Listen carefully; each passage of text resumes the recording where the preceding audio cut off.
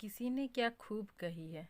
जिस तरह पतझड़ के बिना पैर पर पत्ते नहीं आते, जिस तरह पतझड़ के बिना पैर पर पत्ते नहीं आते, ठीक उसी तरह कठिनाई और संघर्ष के बिना अच्छे दिन नहीं आते। Hi friends, welcome to struggle life women. कैसे हैं आप लोग और आप लोग की स्टडी कैसी चल रही है? उम्मीद करते हैं कि बहुत अच्छे होंगे और मन लगा के पढ़ाई कर रहे होंगे। मैं भी ठीक हूँ और सुबह सुबह उठ के मैं आ गई हूँ स्टडी टेबल पे स्टडी करने के लिए। मैं सुबह 5 बजे उठी थी, फ्रेश वगैरह होके 10 मिनट में आ गई थी स्टडी टेबल पे स्टडी करने के लिए। सुबह अगर मैं 5 बजे नहीं उठती हूँ तो मुझे टाइम नहीं मिल पाता है फ्रेंड्स कि मैं मतलब पढ़ाई वगैरह कर पाऊँ। फिर घर के काम में लग जाती हूँ, फिर वही 10-11 बजे टाइम मिलता है। और 6 बजे से करंट अफेयर का क्लास चलता है, तो सोचती हूँ थोड़ा उसे कर लूँगी, उसके बाद ही घर के काम में भिड़ूँगी। क्योंकि दिन भर घर का काम होते रहता है, काम ख़त्म होने वाला चीज़ नहीं है। बट अपने लिए टाइम निकालना है तो कुछ करना ही होगा। कुछ एम बना कर मैं सोचती हूँ कि सुबह क्या क्या करना है, मुझे ये करना है वो करना है। इस तरह करके मैं जल्दी उठती हूँ और बस अपने काम में लग जाती हूँ। और यहाँ पर मैं पढ़ रही हूँ झारखंड जीके का बुक, और 6 बजे फिर मेरा करेंट अफेयर का क्लास शुरू होगा, तो मैं उस क्लास को करूँगी और नोट्स बनाकर उसका रख लेती हूँ। जो इम्पोर्टेंट क्वेश्चन वगैरह रहता है उनको लिख कर रख लेती हूँ। और अभी फ़िलहाल मैं पढ़ रही हूँ आपका झारखंड जीके, और पेपर 1 के लिए भी मैं पढ़ रही हूँ। क्योंकि मैं टाइम डिवाइड कर चुकी हूँ कि मैं इस टाइम ये पढ़ूँगी, क्योंकि मैं उस टाइम वो पढ़ लेती हूँ तो मुझे अच्छा लगता है कि हाँ ये मेरा कंप्लीट हो गया। अब अगर पढ़ नहीं पाती हूँ तो ऐसा लगता है ना दिन भर कि आज तो कुछ नहीं किया, आज तो कुछ नहीं किया। आज मेरा जो मैंने सोच के रखा था, जो मैंने लिख के रखा था, वो भी टॉपिक कंप्लीट नहीं हुआ, पहले का रिवीजन भी नहीं हुआ। इस तरह से दिन भर दिमाग में घूमते रहता है फ्रेंड्स।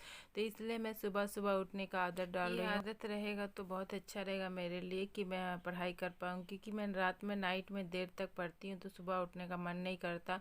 अलार्म लगा के सोती हूँ तो सुबह उठ के पढ़ लेती हूँ अपना। पेपर 1 के लिए भी करना है मुझे और पेपर 2 के लिए भी कुछ भी छोड़ना नहीं है, क्योंकि सब कुछ मुझे ही करना है, तो कोई तो करने वाला है नहीं। घर का काम रहता है तो चलो भाई किसी को बांट देते हैं, थोड़ा सा तुम थोड़ा सा कर लो ये काम। मगर ये पढ़ाई और ये हमारा संघर्ष है तो मुझे ही करना पड़ेगा। तो इसी कारण मैं अपना टाइम निकाल के बस बैठ जाती हूँ। अभी सुबह सुबह बैठ गई हूँ बस लेके पढ़ने के लिए। इसके बाद फिर करेंट अफेयर का क्लास करने के बाद फिर आपसे मिलूँगी पेपर 1 के लिए। और अभी पर कर लेती हूँ जीके का तैयारी।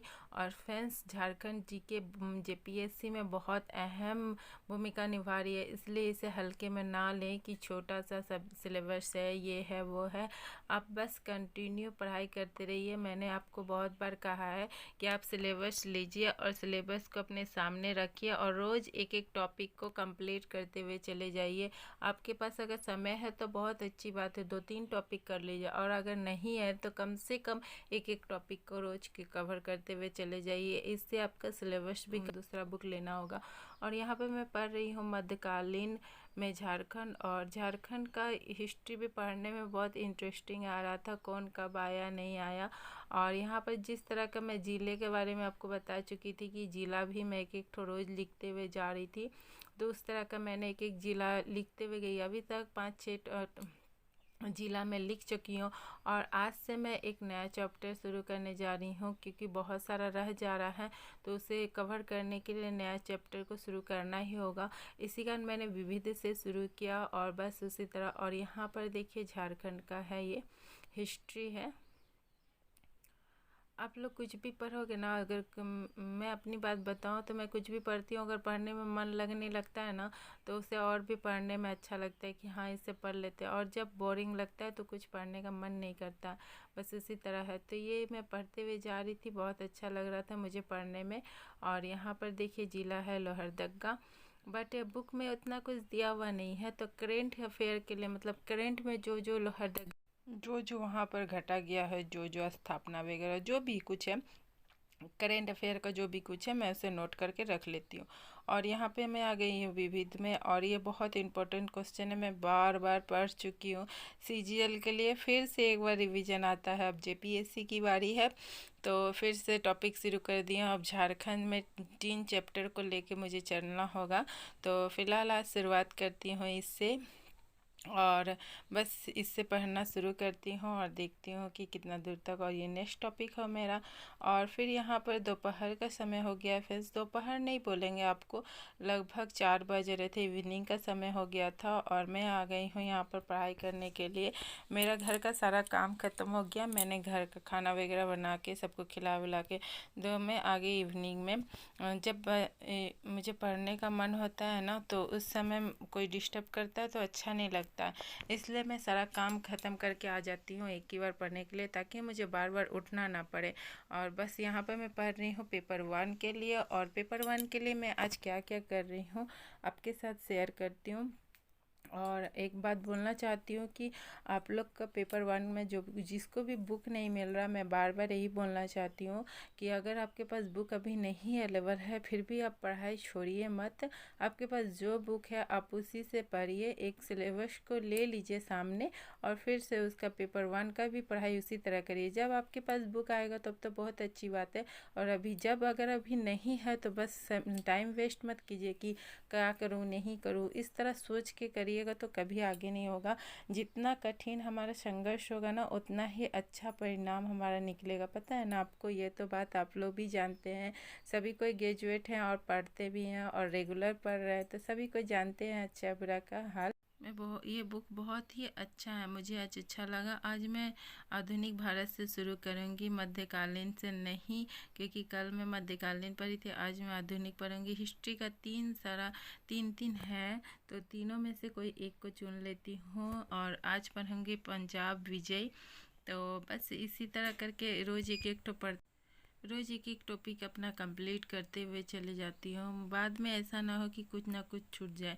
संघ एवं राज्य क्षेत्र का गठन, ये वाला भी आज पढ़ लूँगी, क्योंकि इस नागरिकता टॉपिक इसके बाद मुझे पढ़ना है, और ये काफ़ी अच्छा लगता है मुझे पढ़ने में।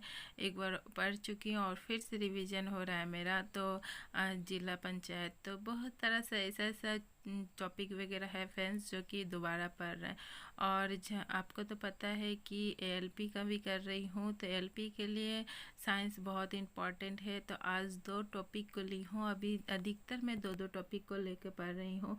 और ईस्ट इंडिया कंपनी, ये वाला आप लोग ज़रूर पढ़िएगा, बहुत अच्छा लगा पढ़ के। ज़्यादा लॉन्ग नहीं है फ्रेंड्स, शॉर्ट है, तो इस सब को आप पढ़िएगा और ना 2-3 बार, तो डिजीज वगैरह भी आपको याद हो जाएगा। तो ये सब चीज़ पढ़ के लगता है कि हाँ, ये सब से अगर क्वेश्चन आया तो फिर बना लेंगे। देख लीजिए, ज़्यादा लॉन्ग नहीं है, शॉर्ट ही है, थ्योरी है।